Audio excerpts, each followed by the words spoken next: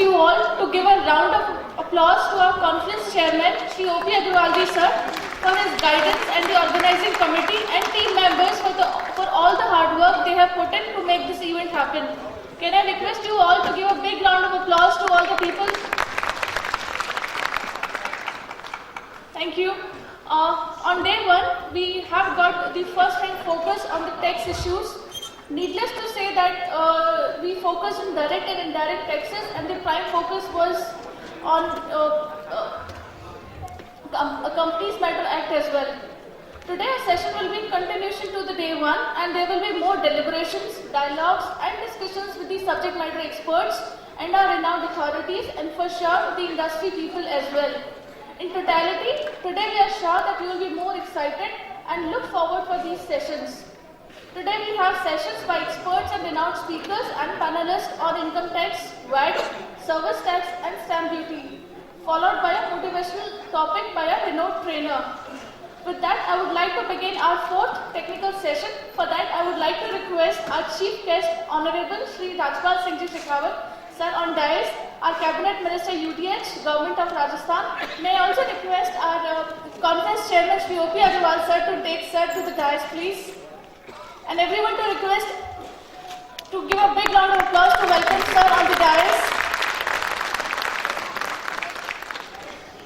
I also request our session chairman Dr. K. Shivaram. He is a senior advocate member, a senior advocate from Mumbai and a legend in income tax matter.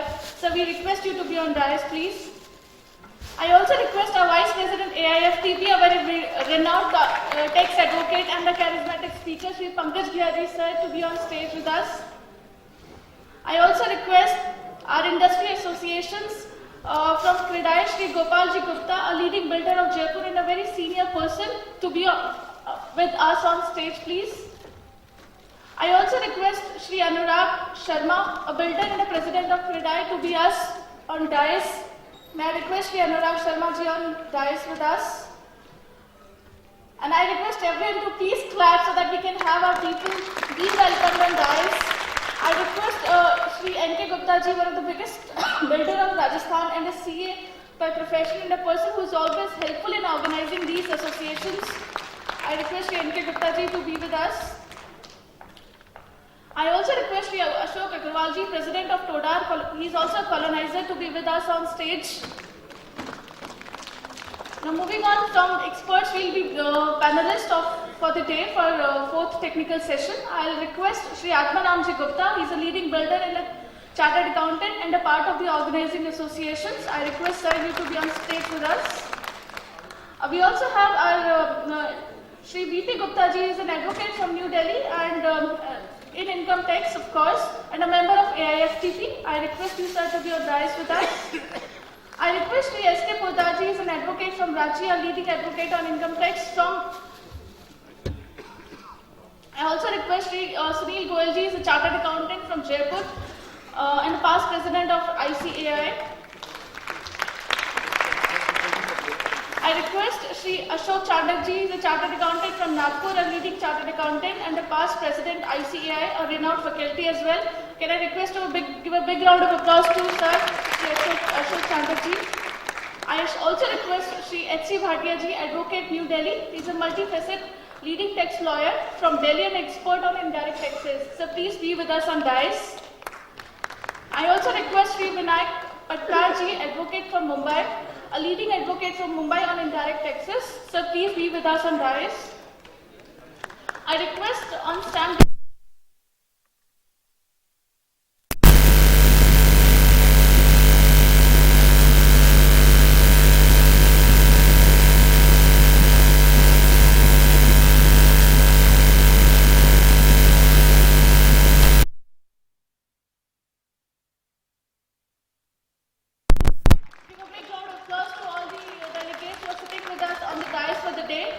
Technical session.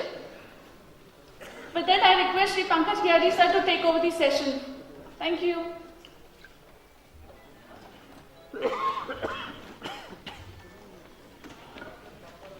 Good morning and Suswagatam. We welcome you all, sir, in this real estate session. And we are honored, privileged obliged that on our request, on our verbal request even, our oath, and our dear and beloved and respected Shri Rajpal Singh Ji Shekhawat Sahab, the Cabinet Minister of the Government of Rajasthan, Urban Development and Housing, is here as a chief guest, and we are honored to have you here, sir. We welcome you on behalf of All India Federation of Tax Practitioners, Rajasthan Tax Consultants Association, Tax Consultants Association Jaipur, Jaipur Tax Bar Association and Credai and Tudar on behalf of all the organizing associations today in this session. Sir, it is as per our tradition we will start the proceedings. We have a long session, but we know that you have limited time and we would be going. Just to give you a glimpse of the session, we have the top faculties from all over India who would be discussing the queries on the income tax, VAT, service tax, stamp duty, accounting and other issues on the township, real estate transactions, its reflection in the books of accounts, and it would be a query based session. So every participant can send us a query and we would put a query. If it is on income tax, to the income tax expert; if it is on service tax, to the service tax expert; if it is on VAT, to the VAT experts. And we are privileged that we have the galaxy of speakers from all over India to help us out on this.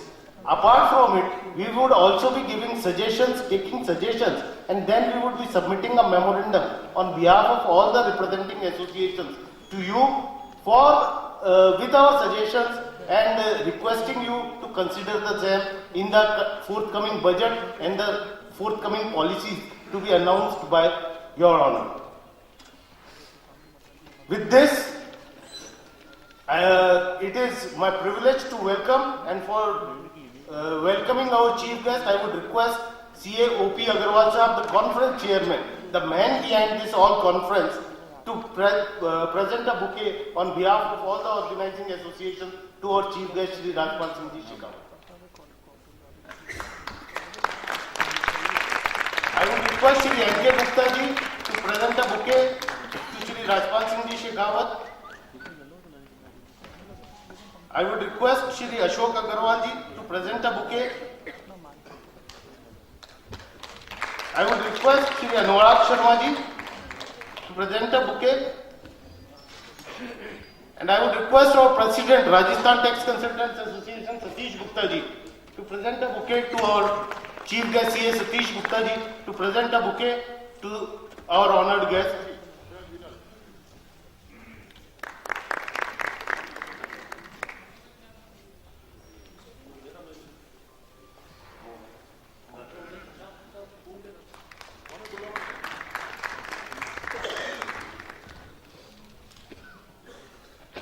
I would request Shri Atmaramji Gupta, Chartered Accountant, past executive member of these associations, to present a memento on behalf of all the organizing associations. To our honored chief guest, sir, this is a tradition we had put it, the bouquet and the memento at the initial of the session only.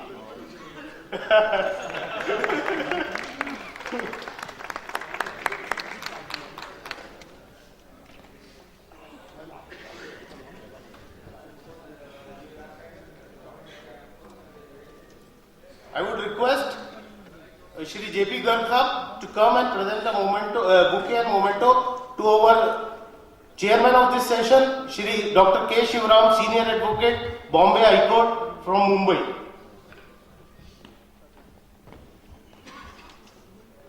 I would request Shri Vinay Jolly, the General Secretary and the Conference Secretary, to present a memento to Dr. K. Shivram. I would request Shri M.L. Borad Sahab to please come and present a bouquet to Shri Ashok Ji Chandak, past President of Institute of Chartered Accountant of India. I would request Shri Dinesh Jain Sahab to come and present a memento to Shri Ashok Ji Chandak. I would request Shri Mahendra Gargia, please come and give a bouquet to Shri Sunil Ji Goyal sir.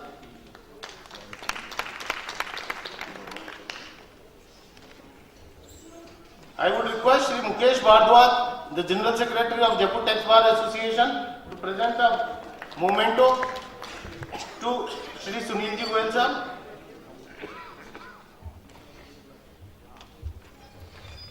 I would request Dr. S.L. Jain to come and present the bouquet to Shri S.K. Pudar Sahab, the past President of All India Federation of Tax Practitioners and Senior Advocate from Ranchi. He is a legend on income tax matters, sir. I would request Shri Dheeraj Borad to please come and present the memento to Shri S.K. Pudar Sahab.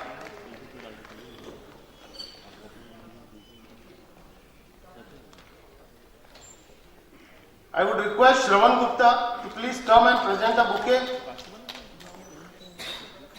to Shri V.P. Gupta ji, advocate from Delhi. I would request Shri Nirmal Kunawat ji to please come and present the memento to Shri V.P. Gupta ji.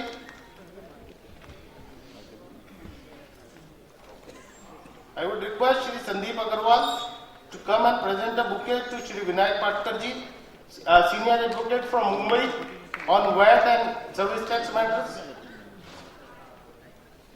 I would request Ratan Goyal ji to please come and present the memento to Shri Vinayak Patkar ji. I would request Shri O.P. Gupta ji to please come and present a bouquet to Shri H.C. Bhatia ji, a legend, past president of the Sales Tax Practitioners Association of Delhi and a legend in indirect taxes from Delhi. I would request Shri Pawan Mittal ji to please come and present the memento to Shri H.C. Bhatia ji. Pawan Mittal ji is a senior chartered accountant, 15 years president of Shri Ganganagar branch of CA Institute. Shri Rajendra Taneja ji is requested to present a bouquet to Shri Mahavir Swami ji, a wizard on the stamp duty, whose books are always referred for the stamp duty purpose in the state of Rajasthan, and it is the only authentic book. I would request Shri Vinay Jolly ji to present a memento to Shri Mahavir Swami ji.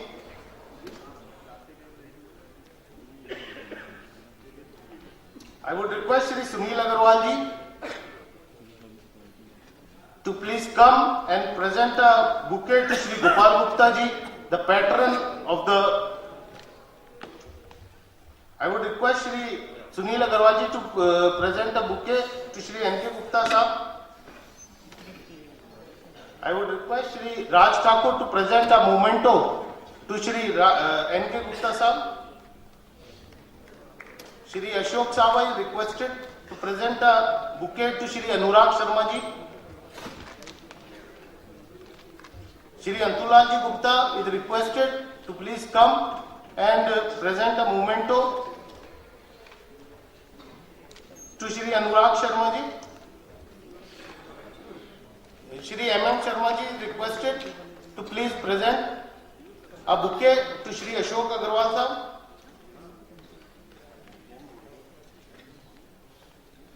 Shri Deepak Garg is requested to present a memento to Shri Ashok Agarwal sahab.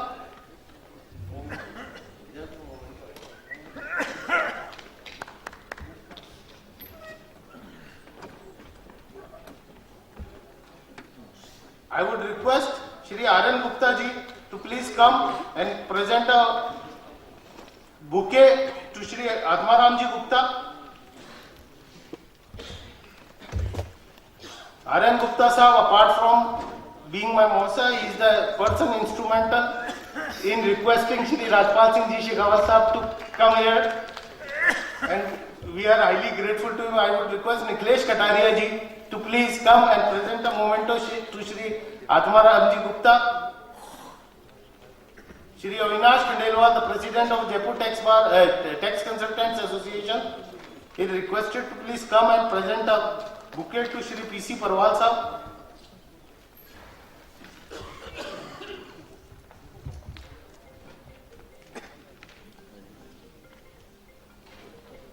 I would request Shri Shravan Gupta to please come and present a memento to Shri PC Parwal Sahab.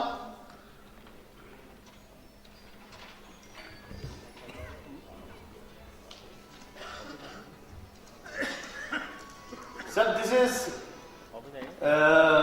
this is the welcome and thanks to all our galaxy present here, and with this we would request to start the technical session, and I would request Shri CA OP Agarwal Sahab to present his welcome address. He is the conference chairman. We would like to. Sorry for disturbance, Pankaj ji. Now we would like to present a bouquet to Pankaj Ghia ji also, because he is also moderator today. And in this respect, I would like to call Anju Sultania, past secretary of the Jaipur branch. Please come here and present the bouquet to Pankaj Ghia ji. Vice President, All India Federation of Tax Practitioner, past President of the My Association, the Rajasthan Tax Consultant Association, Pankaj Ghia ji. And I request to Dinesh Jain to come and present a memento to Pankaj Ghia ji.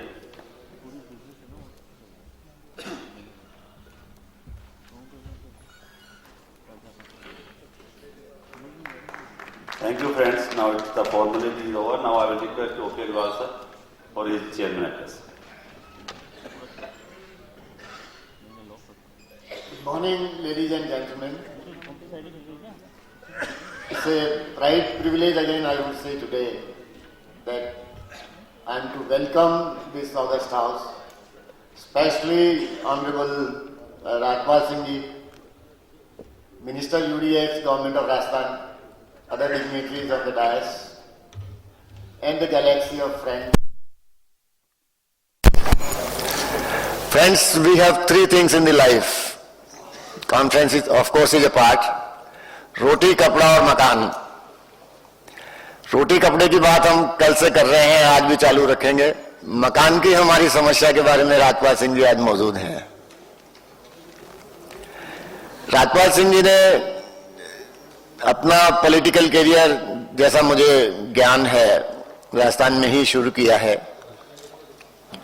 और जितनी गंभीर प्रकृति के ये व्यक्तित्व हैं, इन्हें बहुत समय से पूरा जयपुर जानता है, पूरा राजस्थान जानता है. और may be he is a man of few words, but what he says really means. Rajpal Singh साहब को कॉन्फ्रेंस के बारे में बहुत कुछ बताने में समय मैं नहीं लगाना चाहूंगा, लेकिन मैं निश्चित रूप से आपको ये बताऊंगा कि इस कॉन्फ्रेंस में हम लोगों ने करीब करीब डायरेक्ट और इनडायरेक्ट टैक्सेज और कॉर्पोरेट लॉ से कनेक्टेड सब चीजों को डिस्कस किया है. कुछ चीजों को अब करने वाले हैं. ये सेशन हमने बहुत स्पेसिफिक और बहुत स्पेशल मैनर में डिजाइन करा है. इसमें रियल एस्टेट से कनेक्टेड सारी queries, whatever is the tax, be it's central levy, be it's state levy, be it's stamp duty, be it's kind of taxation and its accounting and all this. And for all this, we have perhaps the best legends in the, I would say, practicing on law, that they are on the dais around Honorable Rajpal Singh Sahab. Whatever problems which would come as a query, we wish that entire queries are resolved. But time is again a very, very big constraint. I would therefore request the querist, in case the query is not covered in the session at the moment, then this query could be addressed to the conference committee, and they'll get a written reply of their query by the experts sitting on the dais. Friends, एक और चीज मैं राजपाल सिंह साहब को बताऊंगा. किसी भी समारोह में जब कोई बड़ा आदमी आता है तो साधारणतः उनसे कुछ न कुछ मांग रख देना जरूरी जैसा होता है, एक कस्टम सा है. मैं उस कस्टम को ब्रेक करना चाहता हूं. मांग करने की जहां तक बात है, उन्हें हमारा अपना, हम लोगों का ध्यान खुद ही होगा मैं इन एसोसिएशंस की तरफ से, इस कॉन्फ्रेंस कमेटी की तरफ से उन्हें ये ऑफर करना चाहूंगा एज मिनिस्टर ऑफ यूडीएच कि हमें वो किसी भी अपने प्रोजेक्ट में जोड़ें जहां कोई फंड्स वगैरह की भी ऐसी बात आती है, तो ये सारी एसोसिएशंस उनके साथ हैं।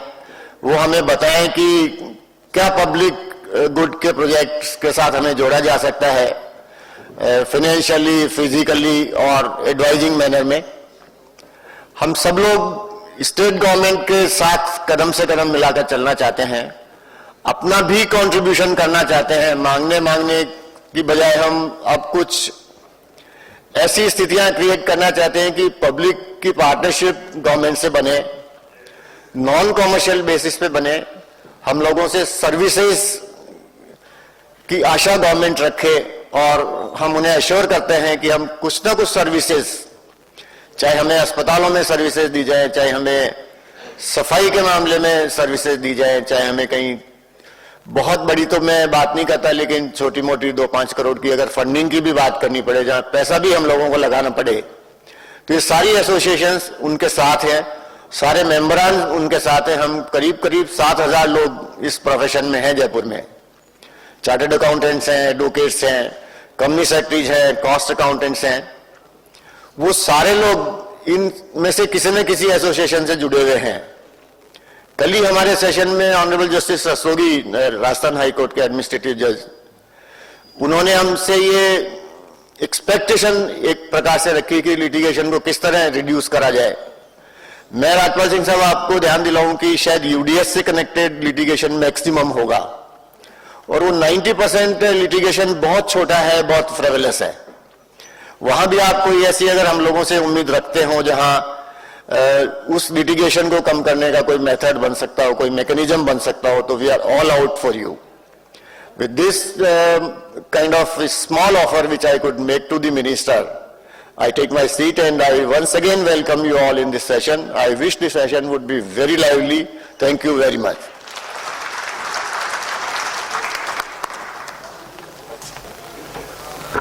Thank you, Agrawal sir. In the presence of these high dignitaries, there was a mistake. I would like to rectify our chairman. We could not present a bouquet to our chairman. I will request Amit Gattani CA, please come and present a bouquet to COP Agrawal ji. Sorry, sir.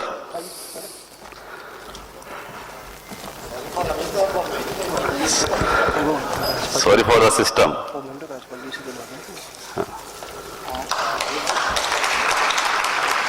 And I shall give a slight burden to our honorable chief guest, the future of the Rajasthan, Shri Rajpal Singh ji, to present a memento to Shri Agrawal sahab, please sir. गलती सुधारने का थोड़ा सा हमारे को मौका अच्छा मिल जाएगा. Thanks a lot, sir. Now I would request the past president of the All India Federation of Tax Practitioners, a very giant practitioner on income tax of Mumbai, Dr. K. Sivaram, please come here for his address. Dr. K. Sivaram.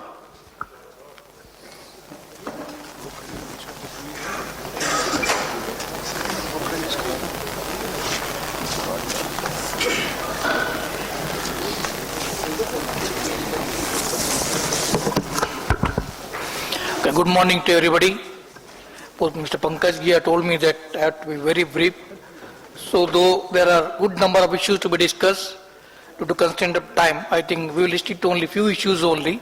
But let me share with you that when I came here somewhere in the 2000, under the leadership of Tankaji and Patodi and of course Agarwal Saab, that time this entire report was published in a ARTP journal. That is 1,270 delegates attended. So in fact I told Pankajji that this time when we come, we should break that record, but unfortunately could not break that record. So that is the only disappointing. Otherwise, well organized, in fact the concept of what we are having today, let me share with the Honorable Minister, it is a new concept. In fact, it is one of the finest sessions. Unfortunately, those delegates not able to take this opportunity. In fact, we are having galaxy of the expert, two past president of the institute with us, past president of our federation with us, possibly I think rare occasion. I don't think I will get any other occasion to chair such a big session where will be two past president of institute and many of the legal luminaries from different parts of the country to assemble or discuss only one subject is concerned. Let me also share with you that the Honorable Minister is with us. So that, therefore, that what I thought that and our President Mr. Nankani also with that, without going on the much issues, let me just 1 minute take up on what the important subject is concerned.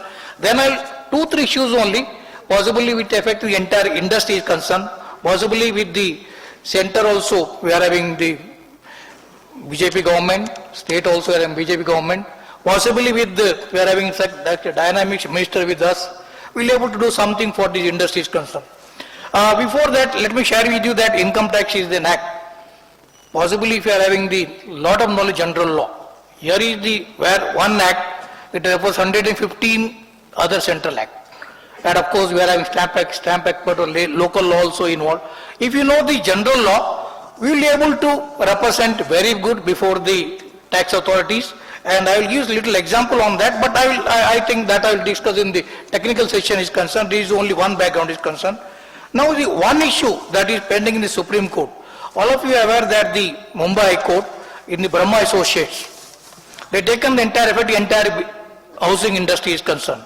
They took the view that if all the house constructed is commercial portion is more than 5%, then exemption should be given to the housing industry is concerned.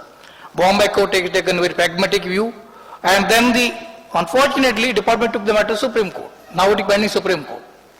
Now this is affecting entire housing industry, not that only Mumbai or you are aware that the Vodafone issue, because of the lot of the issues have been raised, somebody said that foreign investor will not come, ultimately government accept the Bombay High Court judgment. If the Vodafone won, you can accept the Bombay High Court judgment. Why can't accept the judgment of Brahma Associates for the entire industry is concerned? Possibly as an industry, of course as a practitioner we may represent, but our difficulty is like that when we make representation, the government come out or the legislature says, why you are not coming, why not industry? Here is an issue where affecting large number of all over India.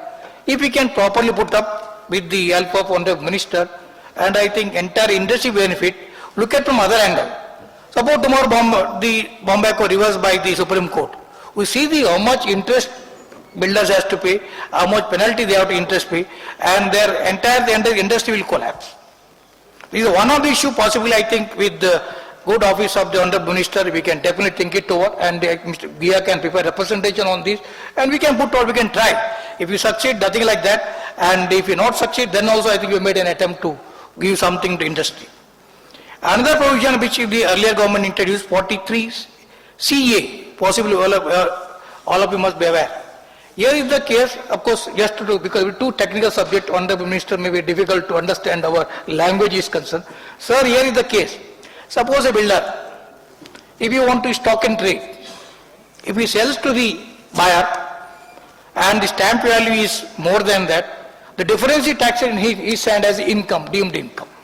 For example, suppose the 1,000 rupees he is charging, stamp value said 1,500, then he has 500, he has to pay the tax. Look at from the other point, recently one issue came to us. He said that there are 100 tenants in the old building, you want to redevelop it, and you want to sell to the tenants. The court says that all right, tenant, suppose you paying at 200 square feet, you give them the 400 square feet, but 200 give them the free, but remaining 200 you give them 1,000 rupees. Now this happens, the builder says that, all right, I will give them 1,000, but stamp authority value at 10,000, who will pay the difference? Now this is a practical example, possible legislation not realized. According to me, this 43 CA provision has to be go. It will affect the entire industry is concerned, and this is the one representation we can make it, possibly properly put up, and possibly government may agree. Because how can be tax on the stock in trade which are selling to the person as per the court direction, otherwise how much litigation we can imagine only on 43 CA, when a panel discussion we will discuss some of the controversial issues on that. One more issue that where the Delhi High Court had taken the stand. That matter pending in the Supreme Court, that is Ansal housing. 354 ITR, 354-18. Sir, here is a simple issue I am telling you, as a layman you will be able to understand. Suppose I am having stock in trade, I am not able to sell because there is no buyer. But the High Court says, you are the deemed owner, so we will tax you as the deemed income in your end. That means that what will be deemed income, though you are not selling it, how industry can survive at all. This is the one, but legally I am not telling that High Court judgment is wrong, but is what interpretation there even on the basis of that. If that interpretation is considered the good law, the almost all the builders, they may be having stock in trade, maybe 1,000 crores or rupees, whatever may be the value, and they have to pay the deemed as income, then I think see the implication of this. Therefore, these are some of the issues, and there are like 54 other things we will take up as and when the issue comes. I think these are the 3 points which I thought of putting because otherwise I would have taken a little long time on that. The Honorable Minister is there, so we thought we put before him and he can, with the help of the Pankaj Gia is concerned, they can take up the issue with the appropriate authority. If that can happen, at least out of 3 issues, at least one issue we are able to get it, I think the entire success of the conference goes to Mr. Gia and his team is concerned. Last one issue which I thought of sharing with you, of course yesterday's inaugural session, we could not discuss much on this publication is concerned. That also linked with real estate. Why I am referring for only real estate is concerned. Yesterday published on publication, that is the whole vision is based on the Honorable Prime Minister vision, that Make in India concept. What we felt that, yes, that is theme of conference also. So what we felt that as the theme is on that, and we are expecting that a lot of non-residents are going to come. Everybody has certain issues on the immovable properties, certain issues on investment. That's why we brought out this publication. This is what the basic questions and answers on Foreign Exchange Management Act, Non-Resident Action, Limited Liability Partnership, Allied Laws. Why we say that? This is a publication written by 4 young lawyers, one of them US. That why we say that the suppose non-resident make investment agricultural land, whether he can do or not, covered under this. Then FDI, that means foreign direct investment, whether covered or not, coming under this. And then, interestingly, all of you must be tax practitioners, maybe big chart accountant, small chart accountant, or maybe intend to become chart accountant. My request is that it is only 250 rupees what you put it, and conference was 170. I am requesting all of you, purchase at least one. If you are not able to read, give it to your junior. If not, keep it in your office. Possibly whenever issue comes on this non-resident or investment, you are able to guide your client, and that is the great service what Federation intend to do. And this is by this publication, like this small publication, you want to educate what our intention is that not to sell the publication. Educate the taxpayers, educate the tax-paying public by simple question and answer, so that some lot of litigation can be avoided in future. What I request now, this is the one publication, sir. We want to give it to Honorable Minister is concerned. I request our 2 past president, one Mr. Nankani and Potodi ji. Potodi must be known to you very well. Nankar, please come on the dais. Potodi is and our 1 past president sitting over. Please give to the Honorable Minister as a token of our love and affection. This is but sir, this will help the common person to understand the basic of the, non-resident. And we thought that when a lot of FDI is coming, possible to best to have the limited liability partnership. Then we covered general law, then we covered taxation. Please hand over to the Honorable Minister is concerned on behalf of the Federation.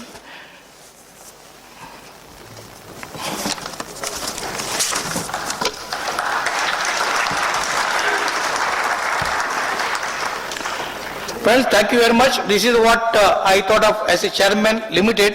I think when we discuss on the technical subject, we will discuss in depth because today time is less time is there. And I do congratulate Mr. Gia and his entire team to very conceptualizing this.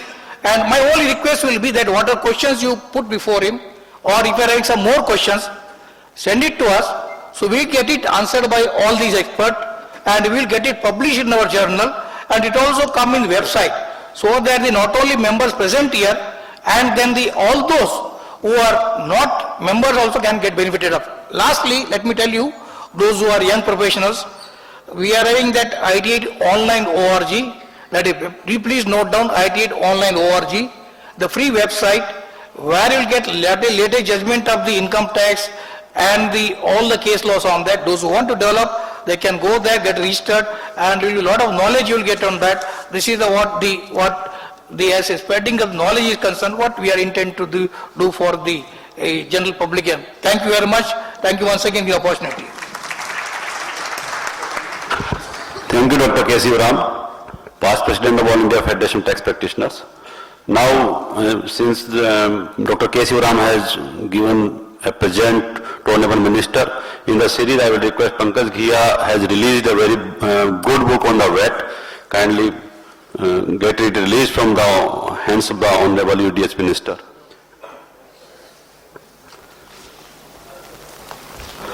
And this book will also be distributed freely to all the interested delegates here.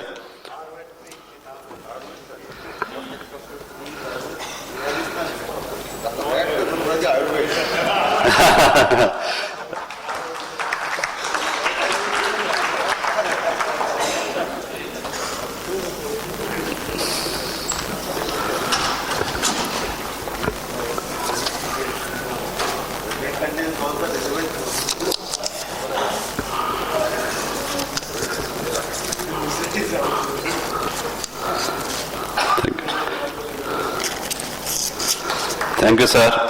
Thank you, Pankaj ji. Now my request to...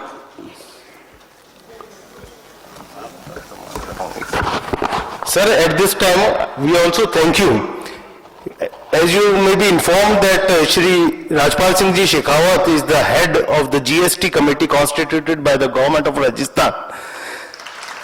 And we are very fortunate that our own association, Rajasthan Tax Consultant Association, is a member of this GST committee. And it is only because of the efforts of our President Satish Gupta. And we are also fortunate that Mr. M.L. Patodi, as an individual, is also a member of the GST committee. And fortunately, Pankaj Ghia ji is also member of this committee, and it's our privilege. Now I will request Sri Anurag Ji Sharma, President Kadai, for his address.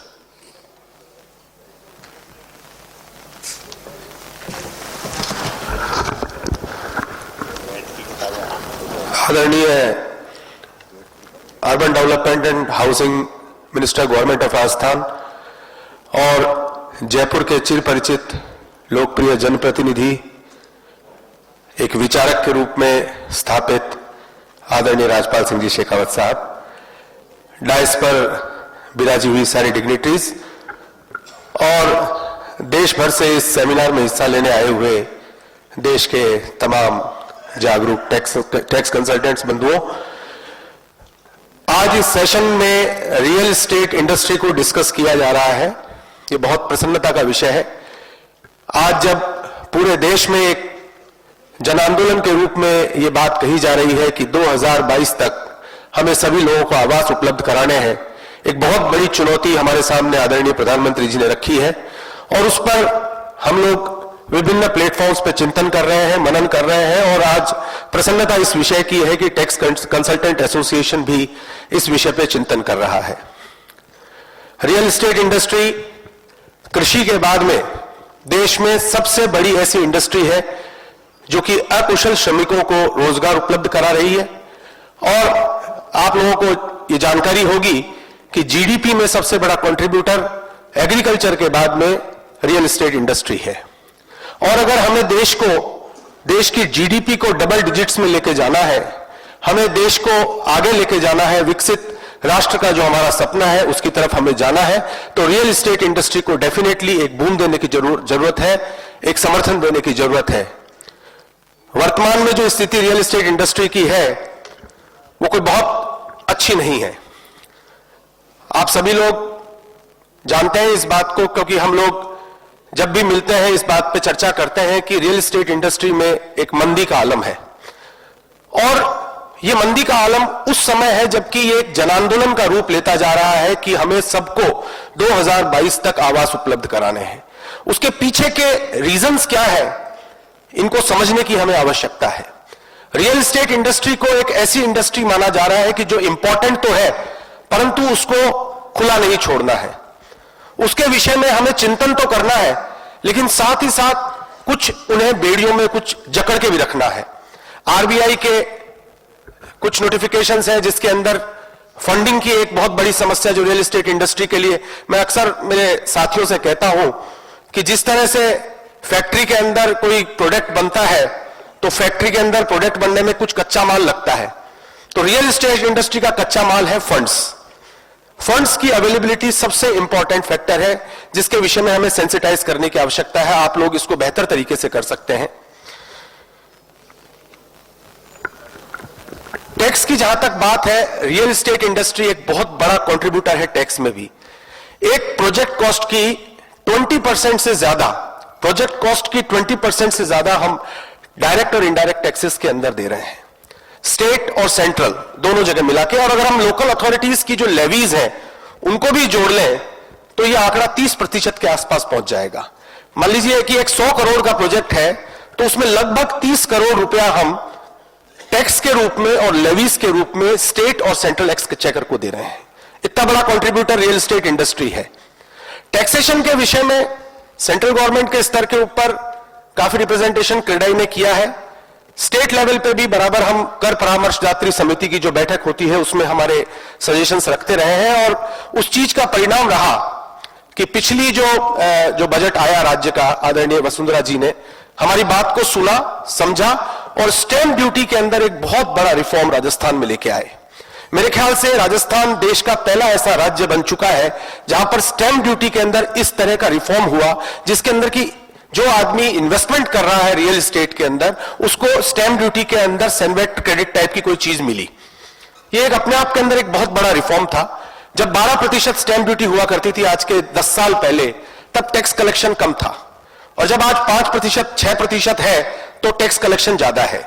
Indian habitat policy पिछली अटल बिहारी वाजपेयी जी की सरकार में अंदर एक बहुत बड़ा document है, एक बहुत क्रांतिकारी डॉक्यूमेंट है, मैं ये कहना चाहूंगा, जहां पर स्टेट गवर्नमेंट्स को ये डायरेक्शंस दिए गए थे कि आप अपनी स्टैंप ड्यूटी को रिफॉर्म कीजिए, और जितना डिफरेंस अगर आपके पास के अंदर एक्स अमाउंट पिछले साल कलेक्शन में आया और रिफॉर्म करने के बाद में अगर x-1 आता है तो -1 की जिम्मेदारी सेंट्रल गवर्नमेंट की है, जबकि ऐसा होता नहीं है।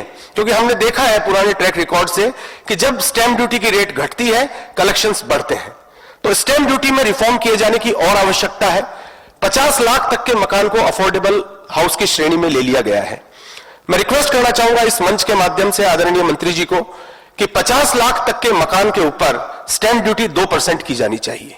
जब हम हमारे मकानों को अफोर्डेबल बनाने की बात कर रहे हैं तो स्टेट गवर्नमेंट एक स्टेप आगे आए और ये कहे कि हम इसको अफोर्डेबल मानते हैं और इसके ट्रांजैक्शन पे, इसके ट्रांसफर पे हम 2% स्टैंप ड्यूटी देंगे। ये पूरे देश में एक बहुत बड़ा संदेश जाएगा, बहुत बड़ा मैसेज जाएगा। इस मंच के माध्यम से मैं ये कहना चाहूंगा, वैट के विषय के अंदर पंकज घिया जी एक्सपर्ट हैं, उन्होंने किताब लिखी है पूरी वैट के विषय में, और सेल्स टैक्स की परिधि में बिल्डर्स भी आ गए हैं। ये बात अलग है कि सर्विस टैक्स हमको सर्विस प्रोवाइडर मानता है, ये बात एक अलग है क्योंकि हमारे को अलग अलग प्लेटफॉर्म पे अलग अलग तरह से माना जा रहा है। रियल एस्टेट इंडस्ट्री को बूम देने की आवश्यकता है। प्रत्येक मंच से मैं ये बात कहता हूं। अभी दिल्ली में क्रेडाई की नेशनल सेमिनार हुई थी, आदरणीय वेंकैया नायडू जी उसके मुख्य अतिथि थे, और उन्होंने भी इस बात को रिट्रेट किया कि अगर हमें हाउसिंग को एक क्रांति के रूप में लाना है तो हाउसिंग सेक्टर को हमें प्रायोरिटी सेक्टर घोषित करना होगा। हाउसिंग सेक्टर को अगर हम प्रायोरिटी सेक्टर घोषित करेंगे, समयबद्ध तरीके से हमारे प्रोजेक्ट्स का अनुमोदन होगा, टैक्स का रिफॉर्म होगा, तो कोई बहुत बड़ी बात नहीं कि हम 2022 तक पूरे देश में सभी लोगों को आवास उपलब्ध करा दें। आज ये मंच टैक्स रिफॉर्म्स के बारे में बात कर रहा है। बहुत प्रसन्नता का विषय है कि जयपुर के अंदर इस तरह की बात हो रही है और ऐसे व्यक्ति के सामने हो रही है जो इस चीज को समझते हैं, जिनकी एक विजन है, राजस्थान को लेकर जिनकी एक सोच है, विकास की एक सोच है। तो मैं समझता हूं कि इसके कुछ न कुछ बहुत सार्थक नतीजे रियल एस्टेट इंडस्ट्री को मिलेंगे। बाकी हम लोग एक स्टूडेंट की तरह से यहां सुनना है, हमारी पीड़ा, हमारे मन की बात हमने आप तक पहुंचाई। बहुत बहुत धन्यवाद।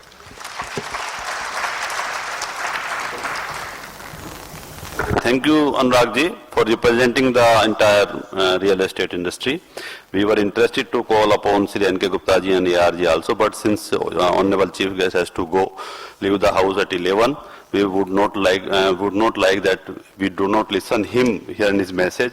We will directly invite Sri Rajpal Singh ji, Honorable UDH Minister, on the dais, on the podium for his blessings and the message to the tax consultants. Thank you, sir.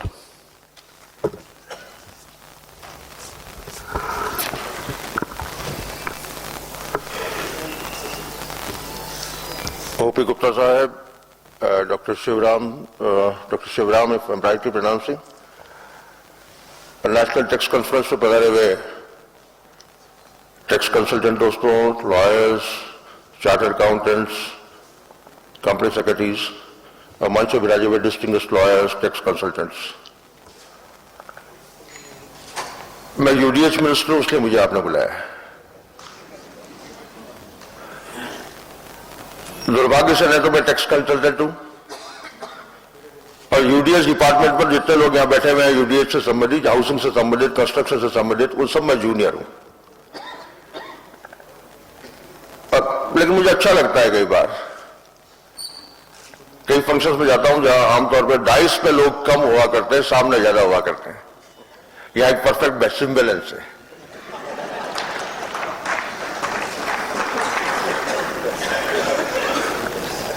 अभी अनुराग जी बात कर रहे थे, कह रहे थे जीडीपी में हमारा बहुत बड़ा कंट्रीब्यूशन है एग्रीकल्चर के बाद। उन्होंने ये भी कहा कि 2022 तक हम सबको मकान देना चाहते हैं। ये तब तक संभव नहीं जब तक जन आंदोलन बन जाए। आंदोलन बन जाए, आंदोलन को अपने अचीवमेंट मिशन में अचीव कर ले, इसके लिए आसान तरीका है कि टैक्स में लिबरेशन मिले। मेरे एक चीज कई दिनों से समझ में नहीं आती, जहां जहां हम रिफॉर्म्स की बात करते हैं, खासतौर से टैक्स रिफॉर्म्स की बात करते हैं, तो रिफॉर्म्स का मतलब उनको कम करना, डीशैकलिंग यू फ्रॉम टैक्सेस। मैं टैक्स में कमी की बात का हमेशा प्रशंसक रहा हूं, उसका हमेशा मैंने विधानसभा में शुरू से इस बात की वकालत की है। और जब जब टैक्स को हमने कम करने की कोशिश की है, टैक्स कलेक्शन बढ़ा है। इस सरकार के रेवेन्यू के पॉइंट ऑफ व्यू से तो बड़ा शुभ संकेत है, तो समाज में एक वैल्यू के रूप में एक दुर्भाग्यपूर्ण संकेत है। When I am reducing the tax slab, I am collecting more. Means what? There has been evasion. Evasion is ये प्रॉब्लम कौन सी है? साइकोलॉजिकल प्रॉब्लम है। और जहां टैक्स की बात, टैक्स तो लिबरेट इसलिए भी होना चाहिए कि टैक्स का भार किसी पे नहीं पड़ता है। टैक्स का भार केवल एक आदमी पड़ता है, वो है कंज्यूमर। नहीं तो बिल्डर में पड़ता है, हो सकता है उसकी प्रॉफिट, उसकी ग्रोथ रेट घट जाए, उसकी प्रॉफिटेबिलिटी घट जाए, ये तो संभव है। लेकिन टैक्स की बर्डन उसके ऊपर डायरेक्टली नहीं आती। टैक्स की बर्डन को, की प्रिक को कोई फील करता है, वही कंज्यूमर करता है। और हाउसिंग जैसी बात पर, जो उसकी बेसिक नेसेसिटी है, जो उसका भले ही मूल अधिकार ना हो, लेकिन मूल अधिकार से किसी भी रूप में कम नहीं है। इसलिए हमें ये तो देखना पड़ेगा कि टैक्स स्ट्रक्चर उस इंडस्ट्री को फ्लॉरिश करने में कोई इंपेडिमेंट का रोल तो प्ले नहीं कर रहा है। लेकिन हमें यह भी देखना पड़ेगा, जैसे आपने कहा, अभी अनुराग जी कह रहे थे कि हमारा कच्चा माल कैपिटल है। ऐसी कौन सी इंडस्ट्रीज में कच्चा माल कैपिटल नहीं है? कैपिटल सभी जगह है। कैपिटल का फ्री फ्लो कैसे हो इंडस्ट्रीज में? Unbounded flow. और कैपिटल जेन्युइनली प्रोडक्टिविटी को पैदा करने वाला जो फैक्टर है, कैपिटल अपनी प्रोडक्टिविटी को ऑप्टिमम लेवल तक कैसे ले जाए? ये दो चुनौतियां हैं। कैपिटल का इनफ्लो अनबाउंडेड हो और कैपिटल की प्रोडक्टिविटी ऑप्टिमम हो। कैपिटल की फ्लो अनबाउंडेड हो, उसके लिए रिफॉर्म्स की जरूरत निश्चित रूप से मैं समझता हूं है। लेकिन कैपिटल की प्रोडक्टिविटी प्रॉपर जाए, उसमें प्रॉफिटेबिलिटी। हमारे एक बहुत पहले कहते थे, मुझे एक प्रोफेसर कहा करते थे कि भाई 1947 में जब हिंदुस्तान आजाद हुआ, तब हिंदुस्तान के सबसे बड़े इंडस्ट्रियलिस्टों में नाम अगर हुआ तो गिना करता था, 15-20 लोगों को गिनो तो टाटा या एक दो नाम को छोड़ के सारे राजस्थानी हुआ करते थे। अब हम हिंदुस्तान के टॉप इंडस्ट्रीज की गणना करते हैं तो उसमें राजस्थानियों का प्रतिशत पहले के मुकाबले घटा है। वो मुझसे पूछ लेगा ऐसा क्यों हुआ। मैं शेखावटी का रहने वाला हूं, मैंने शेखावटी से काफी सेठ हिंदुस्तान को दिया है, काफी धनाढ़ कैपिटलिस्ट लोगों को दिया है। एक कॉन्सेप्ट हमारे यहां शेखावटी लोग कहते हैं पढ़ता नहीं खाता। ये कॉन्सेप्ट ऑफ पढ़ता, किसका पढ़ता कितना खाता ये व्यक्तिगत है। कोई कितने पे कितने परसेंट पे काम कर लेगा, कोई कितने परसेंट पे काम नहीं करेगा। एक कल्चर जब हिंदुस्तान डिवाइड हुआ तो कुछ लोग हमारे यहां पुरुषार्थी आए, उन्होंने एक नया डायमेंशन दिया इंडियन कॉमर्स को। उन्होंने पढ़ते का परसेंटेज कम रखा, आपका मारवाड़ियों का पढ़ते का परसेंटेज वही रहा, तो इकोनॉमिक स्केल पे बढ़ते चले गए, उनका बेस बड़ा होता चला। हम कहते हैं ना टैक्स बेस बढ़ाओ, टैक्स बेस बढ़ाओ, वैसे कंज्यूमर बेस बढ़ता गया उनका। लिहाजा हुआ क्या, जो मारवाड़ी पीक पे हुआ करते थे पढ़ते के चक्कर में पीछे चले गए। इसलिए मैं भी आपसे निवेदन करना चाहता हूं कि सरकार की तरफ हम टैक्स रिफॉर्म्स की बात करें, हम कैपिटल के इन्फ्लो की बात करें, लेकिन यह भी देखें कि आपकी प्रॉफिटेबिलिटी का मार्जिन कितना होना चाहिए। केवल आप कहते हैं तेजी है, तेजी, ये तेजी क्या होती है, ये मंदी है, मंदी क्या होती है। मुझे मेरे मकान की जरूरत है, मुझे मकान खरीदना है, इसमें तेजी क्या करेगी, मंदी क्या करेगी। तेजी चलेगी 2 मकान तो रहूंगा, खरीदूंगा नहीं, मंदी रहेगी सड़क पे रहूंगा नहीं।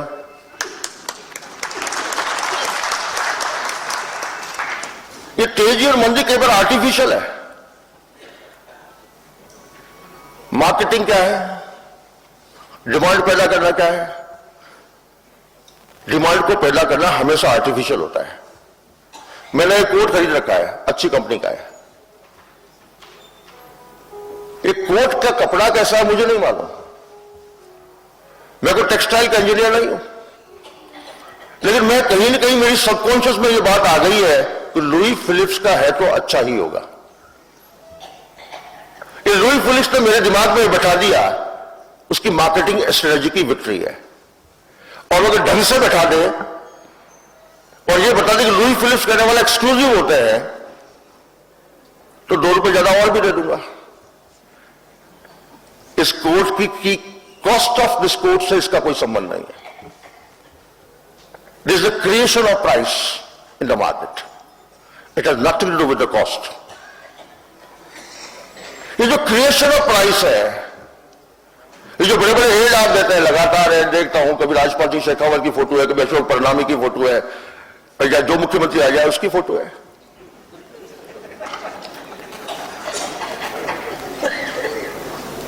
हम चुनाव लड़ते हैं, राजपाल सिंह, असली राजपाल सिंह 6 फुट का है, तो मैं कटआउट लगवाता हूं 60 फुट का। नकली राजपाल सिंह 60 फुट का, असली राजपाल सिंह 6 फुट का,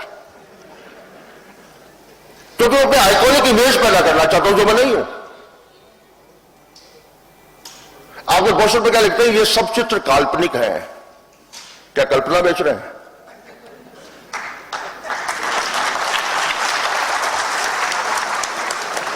अभी डॉक्टर शिवराम कह रहे थे नोशनल टैक्स की बात कर रहे थे, डीम्ड शेयर।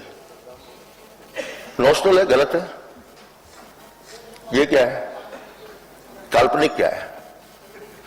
जब काल्पनिक चीजें बेच सकते हैं हम, जब ड्रीम बेच सकते हैं, तो नोशनल टैक्स भी दे देना चाहिए।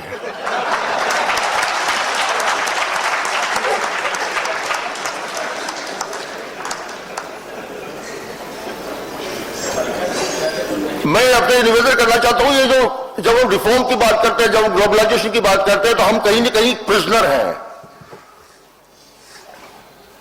हम हिंदुस्तान की आजादी के 600 साल बाद ही हमारी इकोनॉमिकली हम नहीं तय कर पाए कि हमें जाना कहां है। हम 47 में आजाद हुए तो हम बड़े इन्फ्लुएंस थे सोशलिस्टिक पोस्चर से। हमने चेंज इकोनॉमी रखी, लाइसेंस इकोनॉमी रखी। 50-60 साल बाद मालूम पड़ा कि ये ठीक नहीं है। हम किसी और दिशा में जाने लगे, ग्लोबलाइजेशन की बात करने लगे, रिफॉर्म्स की बात करने लगे। आजकल मैं कई बार जाता हूं तो मैं सोचता हूं, कहीं पढ़ता हूं तो मालूम पड़ता है, कई जगह जहां जहां जाता हूं मालूम पड़ता है, इकोनॉमिक्स बताते हैं, आप जैसे ज्ञानी बताते हैं मुझे कि हिंदुस्तान की इकोनॉमिक प्रॉब्लम की जड़ में कोई चीज है, फिस्कल डेफिसिट की जड़ में कोई चीज है, तो क्या है साहब? वो है सब्सिडी। उस लाडू राम को जो मैं सब्सिडी देता हूं, वो हिंदुस्तान की इकोनॉमिक प्रॉब्लम की जड़ है। बात कहीं हद तक सही है। सब्सिडी का प्रेशर इतना ज्यादा है इकोनॉमी के ऊपर कि हमारा फिस्कल डेफिसिट बढ़ता है। ये इंसेंटिव क्या है?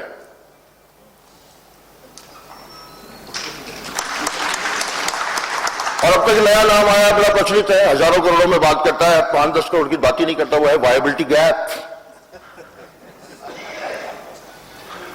अभी 5-7 दिन पहले एक detail project report Jaipur metro की एग्जामिन कर रहा था, तो फेज 2 का प्रोजेक्ट है 10,000 करोड़ का। 4,000 करोड़ तो वायबिलिटी गैप है। हम उसे कहते हैं पीपीपी में पार्टनर बन जाओ, आधे 3,000 करोड़ रुपए और दूंगा आपको, 4,000 करोड़ का वायबिलिटी गैप दूंगा आपको, फिर भी नाज नुक रहे हैं। क्या हम क्रॉनिक कैपिटलिज्म की तरफ नहीं बढ़ रहे? क्या कारण है कि हिंदुस्तान की आजादी के 60 साल बाद भी हम 2022 की टारगेट की बात करते हैं हाउसिंग के लिए? ये टारगेट पूरा पहले क्यों नहीं पूरा हो गया? हिंदुस्तान की सबसे बड़ी ताकत है हिंदुस्तान के 125 करोड़ लोग। उस 125 करोड़ लोगों को ह्यूमन रिसोर्स में बदलना हिंदुस्तान के लिए चुनौती है। और हम कह रहे हैं कि हमारे को प्रमोट इसलिए करो कि अनस्किल्ड लेबर का सबसे बड़ा एम्प्लॉयमेंट का जनक हम ही है। मुझे हिंदुस्तान को अनस्किल्ड नहीं रखना है।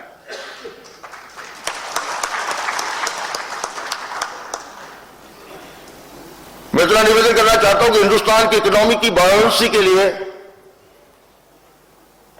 हिंदुस्तान के आम आवाम की हैप्पीनेस के लिए, जब हम पढ़ा करते थे, मैं स्कूल में पढ़ा करता था, लोग कहते थे पर कैपिटा इनकम किस देश की सबसे बड़ी है, ज्यादा है, वही देश बड़ा खुशहाल है।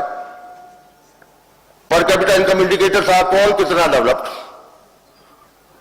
मालूम जब बड़ा हुआ, जवान हुआ, जेवीएस छोड़ करके बीओसी में आया, तो मालूम पड़ा ये इंडेक्स नहीं है भाई, इंडेक्स है ह्यूमन रिसोर्स इंडेक्स। कौन कितना डेवलप्ड है ये तय करेगा ह्यूमन रिसोर्स इंडेक्स। अब एक नया आया है, लोग कहते हैं ह्यूमन रिसोर्स इंडेक्स भी नहीं, हैप्पीनेस इंडेक्स।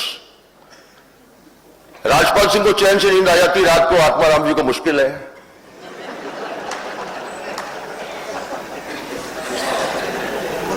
अग्रवाल और गुप्ता कहते हैं कि खुश एआरजी वाले हैं, दुनिया कहती है खुश मैं हूं। तो डेवलपमेंट का नोशन क्या है, इसका अल्टीमेट क्या है, हम अचीव क्या करना चाहते हैं? डेवलपमेंट का मतलब ग्रोथ नहीं, ग्रोथ का मतलब तो कैंसर भी है, कैंसरियन ग्रोथ नहीं, इंक्लूसिव ग्रोथ। 50 लाख तक के मकानों पर स्टाम्प ड्यूटी 2% कर दूं और 2 लाख के मकान पर जीने वाला आदमी यहां मोहताज रहे मकान के लिए। मैं इतना जरूर कह सकता हूं कि एथिकल हाउसिंग इंडस्ट्री के डेवलपमेंट के लिए सरकार की तरफ से जो भी होगा निश्चित रूप से सरकार करेगी, चिंता करने की कोई जरूरत नहीं। लेकिन ग्रोथ के लिए, किसी इंडस्ट्री के प्रमोशन के लिए हम अनएथिकल नहीं हो सकते। सोसाइटी के बाकी सेगमेंट जिसको सरकार की सबसे ज्यादा जरूरत है, मुझे भैरव सिंह जी से कहा जब 1990 में मुझे पार्टी बुला के टिकट दिया उन्होंने, मैं बीजेपी का मेंबर नहीं था, मैं एमएलए बना पहले, बीजेपी का मेंबर बना बाद में।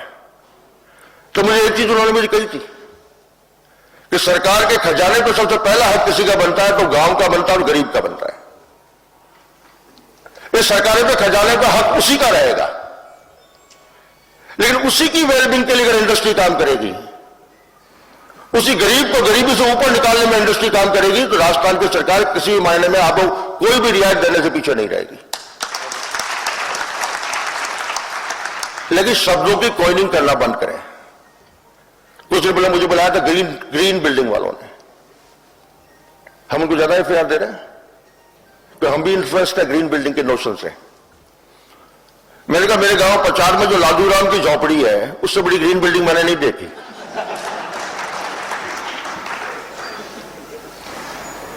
Why we are trying to cheat also by coining of new words like incentives, viability gap, green buildings? Development तो होना ही होलिस्टिक चाहिए, इसमें डिबेट क्या है? अगर डेवलपमेंट होलिस्टिक नहीं तो डेवलपमेंट नहीं है, कुछ और है। इसलिए मैं तो इतना ही निवेदन करना चाहता हूं कि जो टैक्स इंपैडिमेंट है उनके बारे में टैक्स कंसल्टेंट चर्चा करेंगे, आप लोग चर्चा करेंगे, आप ज्यादा मुझसे ज्यादा जानते हैं, मैं तो वैसे भी कोई अच्छा स्टूडेंट नहीं रहा। लेकिन मैं इतना जरूर कह सकता हूं कि टैक्स रिफॉर्म्स का मतलब टैक्स लिबरेशन नहीं होना चाहिए। अब वैट की बात तो पुराने होने वाली है, जीएसटी आने वाला, ना सर्विस टैक्स की बात, अब नए डायमेंशन में बात करें। अब लंबे टाइम ना वेट चलने वाला है, ना सर्विस टैक्स चलने वाला है, सब्ज्यूम होने वाले हैं। जीएसटी के रेफरेंस में जाके आप बात करना शुरू करेंगे मेरे ख्याल से गया साहब, और मैं उम्मीद करता हूं कि आने वाले समय के अंदर जो ओवरऑल इंडस्ट्री हमारी जो ग्रोथ है, उस ग्रोथ में पॉजिटिवली और एथिकली हाउसिंग इंडस्ट्री का रोल ही बढ़ता रहेगा। और आप लोग तो राजस्थान में काम करने वाले हैं, और राजस्थान तो उन सेठों की जमीन है जिन्होंने दिया है। समाज में कौन कितना बड़ा आदमी और कौन कितना छोटा आदमी, इसको मालूम करने के लिए कहीं दूर जाने की जरूरत नहीं होती। जिसने समाज को जितना ज्यादा दिया वो उतना ही बड़ा आदमी, और जिसने समाज से जितना ज्यादा लिया वो उतना ही छोटा आदमी।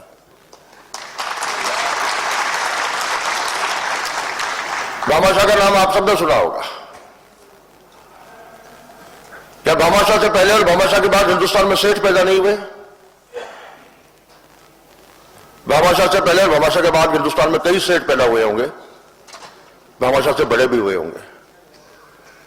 इन सेठों का नाम क्या था हमें नहीं याद, हमें भामाशाह का नाम याद है।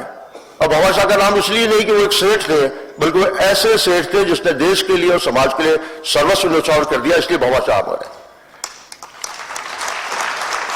इसलिए मैं कहता हूं कि जिस कैपिटल फॉर्मेशन में आप लगे हुए हैं, जिस पूंजी निर्माण में आप लगे हुए हैं मकानों के जरिए,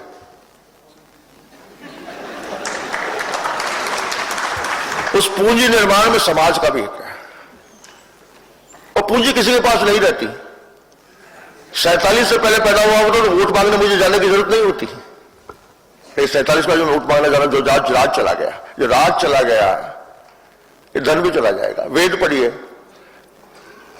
वेद में लोग कहते हैं धन शाश्वत नहीं है और लक्ष्मी चंचला है।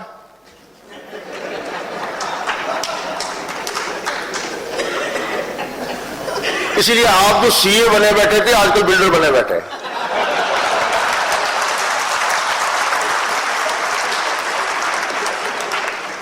आप लोगों ने बाहर बुलाया, मुझे आपसे बात करना अच्छा लगा। मैं तो आपको इतना ही विश्वास दिलाना चाहता हूं कि हिंदुस्तान एक नए दौर में चल रहा है। हमारे देश की तकदीर बदलनी है, 125 करोड़ लोगों की तस्वीर बदलनी है। उसमें हम सब लोग किस ढंग से पॉजिटिवली कंट्रीब्यूट कर पाए और उनको तकदीर को बदलने के प्रोसेस में हमारा योगदान जिस प्रकार से होना चाहिए, उसके रास्ते में आने वाली किसी भी अड़चन को हम दूर करने की कोशिश सब मिल बैठ के करेंगे। आपसे मिलना, बात करना मुझे अच्छा लगा। बहुत बहुत धन्यवाद।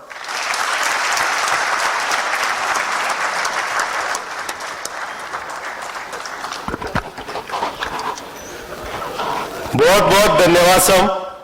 And I would request all to give a standing ovation to Shri Rajpal Singh Ji Shekhawat for his most prolific address.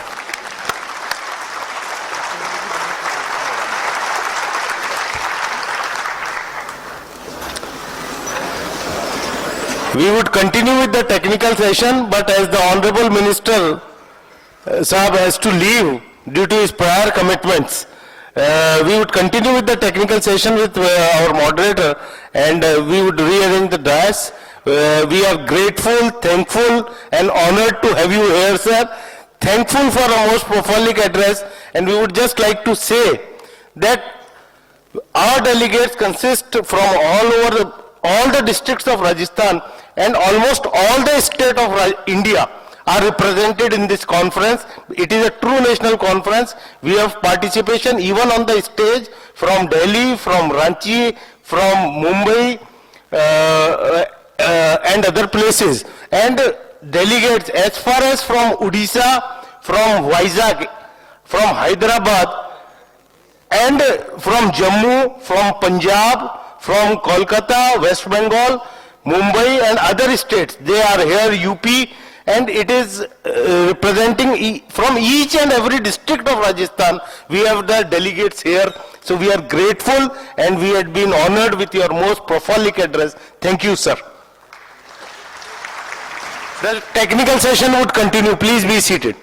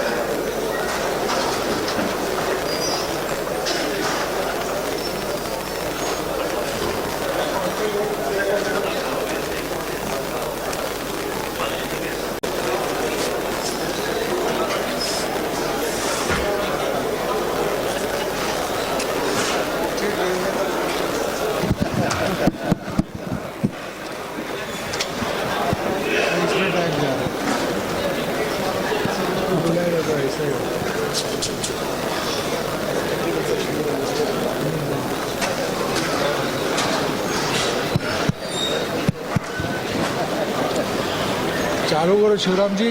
हाँ नहीं चालू कर रहे हैं सर। शिवराम जी चालू करो। टॉयलेट हो गया है हाँ मैं चालू कर रहा हूँ सर। हाँ, करो करो अब चलो चालू करो। Friends, we are now into the technical session, and for which we have assembled here in this 2 days conference. We are on the second day of this conference, and today the technical part of this session is devoted to the real estate. We have just heard a lucid address from our UDH Minister Rajpalji Yadav and Rajpalji Shekhawat, and continuing therefrom, we have number of issues on direct tax, on indirect tax. So starting with the direct tax, as our chairman sir has stated in his initial address, that section 43CA has been introduced in the Income Tax Act, whereby even in case of the builders whose land and building are stock in trade, in that case also they are subjected to tax on the basis of the stamp duty valuation of that property.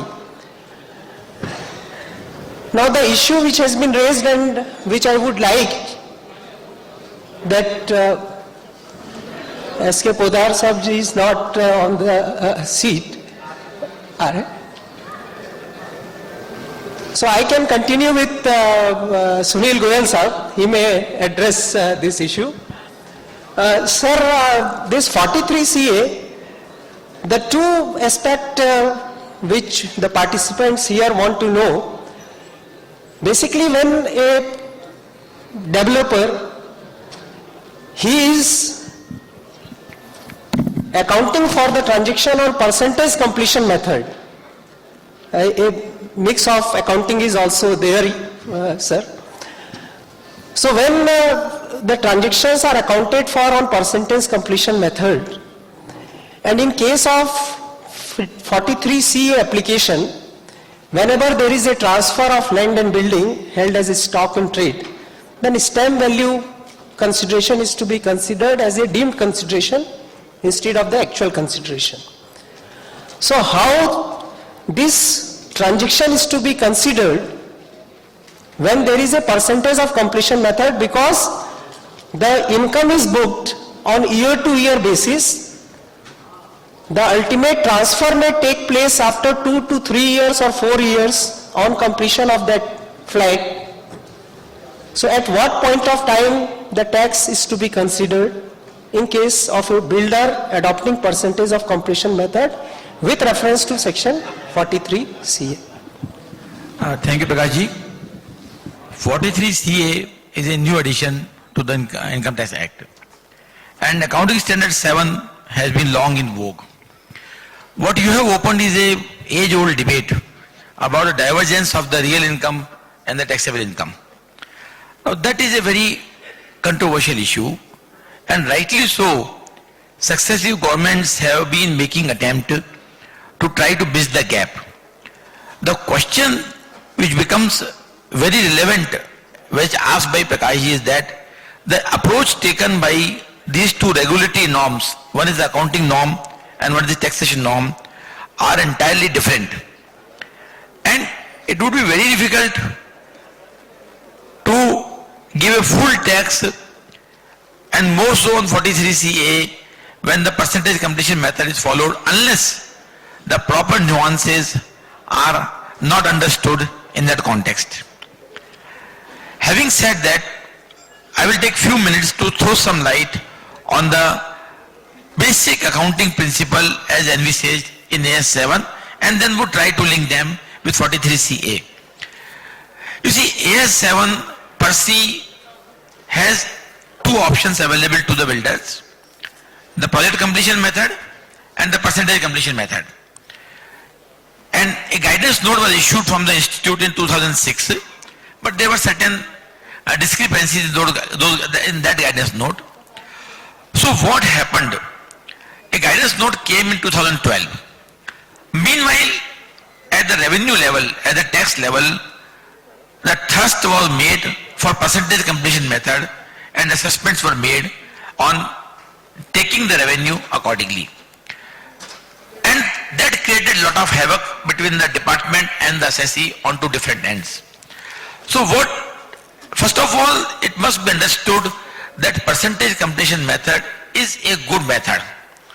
It is a good method. If we don't follow this method, the profit of a company in accounting records will go topsy-turvy. It will be a roller coaster profit depiction. When the project starts, the balance sheet will be either flat or it can be even in losses. And suppose a project completes in 2.5 years, then in last year, the balance sheet will show a huge profit. This will not be in the interest of the promoter, developers, investors, if it is a listed company, and lenders, because they all put lot of credence to the balance sheet. So we assume that the industry, the company goes on a going concern basis, and when we adopt it on the going concern basis, we go with the percentage completion method. But then the dichotomy, what you are suggesting, is coming. Sir, the issue basically is percentage completion method is a good method. It is a recognized method, no doubt about it. Yep. The question is how to give effect to section 43CA deeming consideration part, which gets, when the flat gets transferred after 3 years, you have booked part of the income on percentage of completion method. So how that effect of 43CA, suppose a flat of 100 rupees sold stamp duty is 150 rupees. So 50 rupees over a period of 3 or 4 years, you have already booked certain part as your sale, as your consideration or percentage completion method. So how that is to be considered? I think VP Gupta Saab may throw some issue on this. So if VP Gupta ji address on this issue.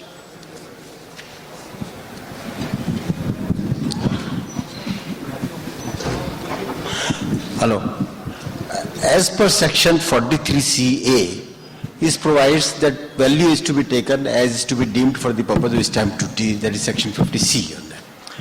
In case of a builder or real estate stock in trade, there is a further provision here that if the date of agreement and date of transfer are the different, then the value as on the date of agreement is to be taken. Now, if I have understood correctly the question, in the percentage completion method, the sale is already there, agreement is there, then only the percentage of the income as well as the expenditure has to be taken. So when we are taking, the agreement is there, so on that date, if the agreement value is less than the notified rate, then we have to deem the income on the basis of notified rate. And proportionately allocating the percentage basis, that will be the basis on which the income is to be booked. There will be one more point to consider in this. A value taken of sale for the taxation purpose. It is a challenge to see how it can be recognized as income in the books unless the income is actually being received. It will not be appropriate perhaps to recognize the tax value as the income without actual income being received. So it will be ultimately a tax expense, which will be a higher tax expense than what it could have been legitimately there had 43CA not been there. So merely booking the income because the 43CA has raised the income in the taxation regime needs to be analyzed a bit more. So if a written agreement is divergent to the that prevailing stamp duty value, DLC value, then the excess of the tax paid on because of the DLC value would be tax expense. It would perhaps not meet the nuances of the accrual to book that as revenue. Yes, basically, so far as this deeming concept is concerned, that is only for tax purpose. Exactly, yes. For accounting purpose, whatever is the actual consideration, that Exactly. would be the accounting part. That is true. That is true. Only in computation of total income, you have to give effect to that. Exactly, you are right. You are very, very right. What is the And consensus? that is how if there is a divergence in that, it will be extra burden on the company, but be that as it may, it will be a tax expense of that year. SK Podar Sahab may throw a light because definition of transfer under section 247 is applicable on a capital asset. Now in case of a builder, it is stock in trade. So perhaps 247 definition may not be applicable on this transfer on 43 CA. Now transfer under the general law would be maybe considered for this purpose. So when the flat is sold registered after 3 years and there is a consideration gap so far as actual consideration and stamp duty valuation is concerned. So how the effect of that is to be given in the computation of the income, whether over the last 3-4 years where the SSC has already filed the return considering the percentage of completion method, because if it is a completed contract method, the issue may not arise. But this percentage completion method may... That's right. If it is completed, then the issue will not arise. But if it is to be booked partially, then definitely these complications are there. That what is the percentage completed, what is the percentage of profit on that completion method, partial completion method is, what are the expenditure incurred by that builder at that time, of that moment of the time. So far the transfer is concerned, 247 deemed transfer or not transfer, that let us keep that besides for a moment. Consider that after all how the accounting is to be done, and after all how the tax is to be paid by the builder on non-completion method, percentage method, that what is the percentage completed. It is a real complicated issue and nobody can ascertain it finally. So far the assessing officers are concerned, you will pardon me for saying that what is the IQ of the assessing officers right now, what level they have, that has to be looked into. If you say that you have completed 30%, they will say that you have completed 40%, 10% profit should be there. Because you must be making 10% profit. All estimate goes. And when the estimate goes, they will try to say that 145(3) applies and so on and so forth. Therefore, to my mind, the best method to recognize should be, which definitely due to the accounting principles and 2006 amendment is not there. The best method is completion method. Because when the building will be completed, when it will be sold, when it will be transferred, 50C will apply or not apply. There are so many questions are there to be decided. So partial completion method assessment, according to me, is a vague method completely, and lot of scope for manipulation is there from both the sides, income tax department side as well as from our side. But the government is coming with the accounting standard under the Income Tax Act, the computational and disclosure standard, where it would be made mandatory to follow the completion method of accounting. So one has to align his tax return according to that standard, and therefore it may not be very viable and feasible to have a completed contract method of accounting for the builders. So in that scenario we have to see how 43CA is to be given effect to. I would like to clarify one thing here, that is my practical approach to the entire issue. That when we talk about the builders and their accounting, there are two things. One is very organized builders and the persons who are giving their land for complete development, colony development and so on and so forth. And there are persons, say for example I have one piece of land. I have given that to a particular person for building it. And then what he is doing, whatever I have discussed right now, I have discussed with that in our mind. That a person is having a small piece of land or a little bigger piece of land and he has given for development. Now what is his position? Partial completion method, fully completed method, when it is taxed, how it is to be taxed, that point has to be clarified to him. And when I mention about the wisdom or IQ of our assessing officers, please pardon me on that, but I talked with that level only. And that is the majority level. And we sitting here, most of the chartered accountants and advocates are dealing with that type of matters. In Bombay, Delhi, Bangalore and other places, You may be dealing with the much bigger method, much bigger builders who are developing the colonies and so on and so forth. There the things are completely different. But let us look from the point of view of Bhilwara and Ranchi or Hazaribagh or small places. What is the position there? What is the condition there? We have to be practical for those 80%. We talk about the rural area development. When we talk about that, we have to consider that first. Okay, I think, Sir, I think- I would ask Shivramji to conclude this yes, query. yeah, possibly, like, it is of course a new section, I think possibly we will not able to give any concrete answer for this. Otherwise, we will go on debate for till lunch is concerned. We'll try to conclude this by this. In fact, that this is basically a accounting issue. In fact, I asked one of my junior, he is also chart accountant, such a case, how will account it? Unfortunately, we don't have acts over here. According to him like this, in your percentage completion method, of course, two chart accountants with us, they said that depends upon the cost of construction, nothing to do with the receipt. If your 43A is on the receipt, percentage completion based on cost of construction basis. Suppose you commit 10%, you take 4%, 8% on that basis. So there is no accrual at all when you credit for your 43CA is concerned. Accrual becomes when project is completed. If you analyze from that angle, possibly could be argued that all right, though your stamp valuation may be more as of today, and actual income will accrue when the final project is completed, and then whatever difference is there, they will be liable to tax on that. Could be one of the view. This is supported by why I am referring for this. That recently that some issues came. Suppose the search or survey, you make the disclosure, undisclosed income of your project.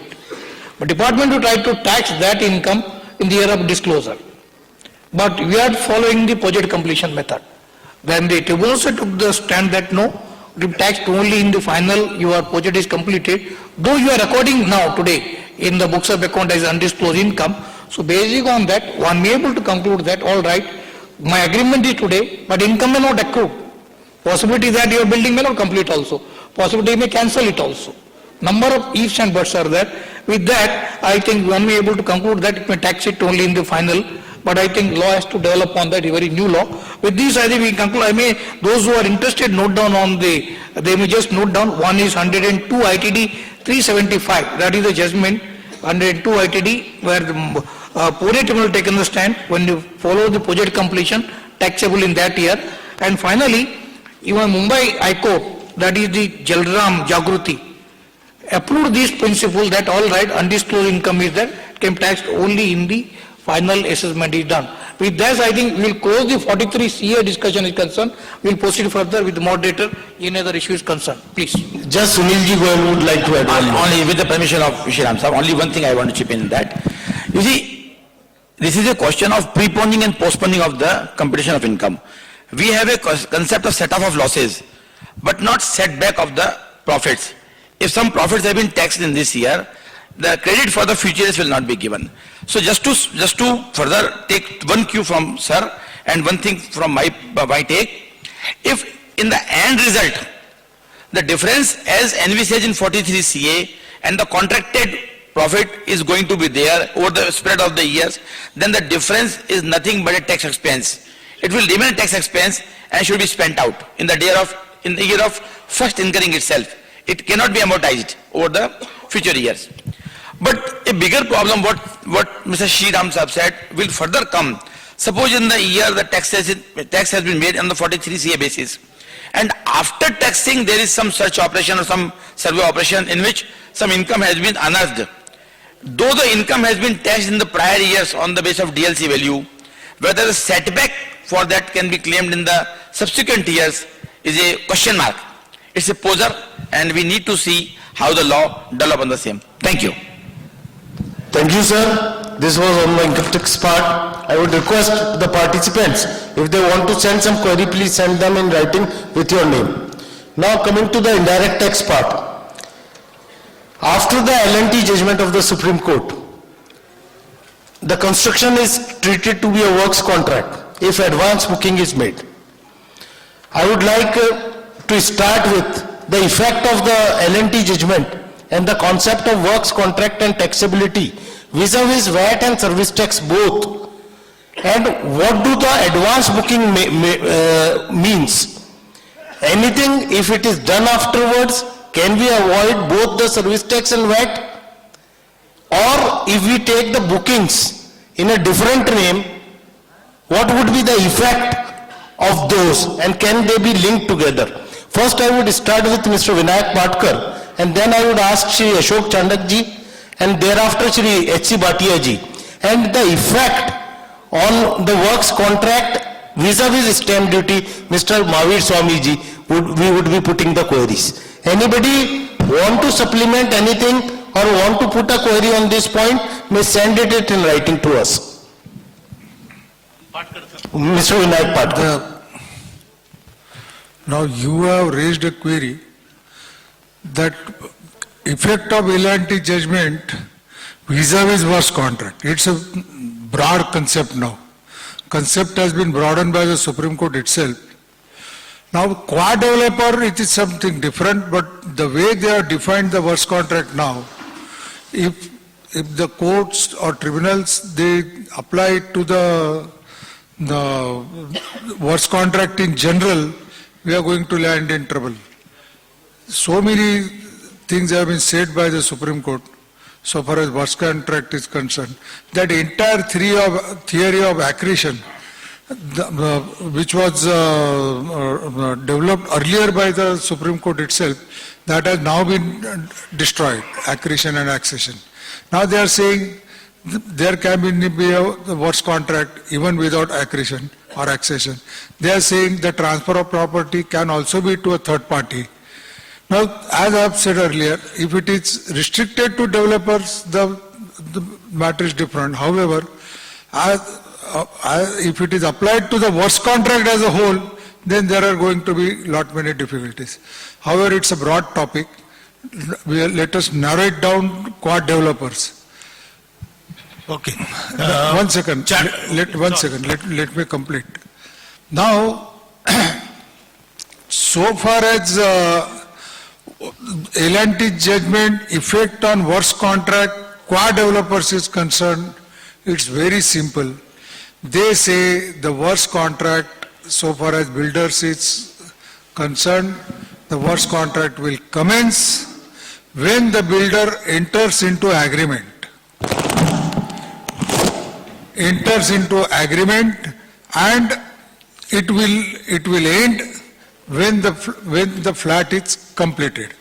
That is, again, if the builder enters into agreement after the completion of flat, they are saying there is no works contract. Now that completion of flat is connected with the occupation certificate or not, that is again altogether a different issue. However, as on today, when he enters into agreement with the customer, that is, at that point of time, the works contract will commence and it will end when the flat is completed. So it is clear that the liability would accrue as per the L&T judgment as soon as the builder enters into an agreement with the buyer. Now the question is, what would be the credit which can be taken in the period of construction? This is particularly relating to service tax, and I am moving to Shri Ashok Chandak Sahab. Now, if the agreement is made after 70% of the building is constructed, now the dispute arises there. It is a dispute relating to VAT under works contract also and service tax also. If it is made at the beginning, there is no dispute. But if it is made in between, then what would be the effect and whether how proportionate credit like SENVAT or MODVAT would be available or not, and what would be the liability? I would request Shri Ashok Chandak Sahab to explain. Thank you, Pankaj Bhai. You raise a very important question. One is about the distinction between the works contract as well as construction of complex. This distinction would arise because of two or three issues. Firstly, if you see the definition of a term services under the Finance Act 1994, that is the service tax law, you will find that from the definition of a services, a transaction covered by Article 366(29)A are excluded. But the services definition thereafter also includes the declared services which are notified under section 66E of the Finance Act 1994. Now there are about eight declared services are there. Out of that, 4 applies to a construction industry, and in a both way. One is whether you are doing a construction of a complexes or you are doing a works contract execution. In both cases, it has been deemed to be a service. Therefore, whether you term it as per L&T judgment as a works contract or term it as a general parlance test as a builder's service, construction of a complexes, etc., service tax liability will accrue. This is first part. Second part, this distinction becomes important from the point of view of taking an abatement. If it is a construction contract, that is a works contract, construction of complexes contract, then the abatement would be either 70% or 75% depending upon the floor area and the price area. But if it is a works contract, abatement would be abatement 70 and 75%, but in a works contract, abatement would be 60%. Therefore, if you are terming it as a works contract, you will have to pay the more service tax. But if you are terming it as a builder, as a construction of a complex, then you will have to pay a lower tax. Then question arises is that you may take a stand that it is a construction contract. The department tried to take it as a works contract. In this context, again, in my view, the common parlance test will prevail. Works contract has many facets. There are several kinds of a works contract which are being taken care of. But when you are talking about a construction of a complexes, then it is a kind of a specified service, specific kind of an agreement is entered into under that contract, and therefore in that case, it will be taxed as a construction of a complexes contract only. Third issue which you have raised, Mr.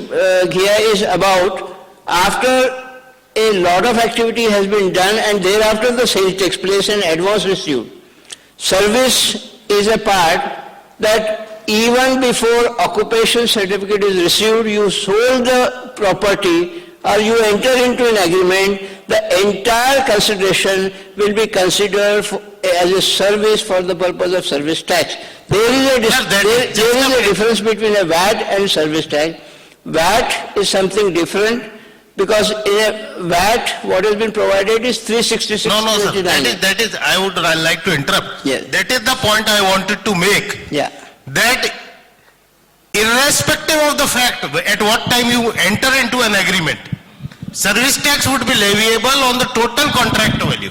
So that is the fine distinction I wanted to make. Yes. Vis-a-vis VAT. Yes. Vis-a-vis VAT, where in the VAT, the timing you enter into the contract is important for levy of VAT. So that is in one line, if we can sum up like this, that for the purpose of service tax, the timing is not important.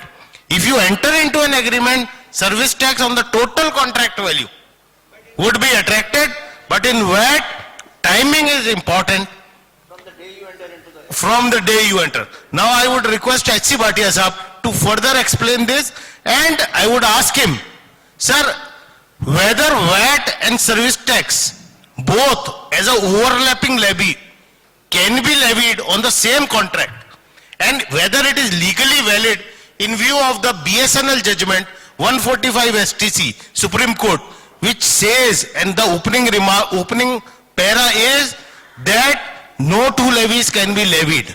So I would like him to comment on it. Let me answer the last very first. The last issue that you raised, only recently Justice Sanjeev Khanna in the bill tax, he has upheld levy of service tax, although his service tax is levied some part of the contract which is related to VAT also, which is leviable to national VAT, may also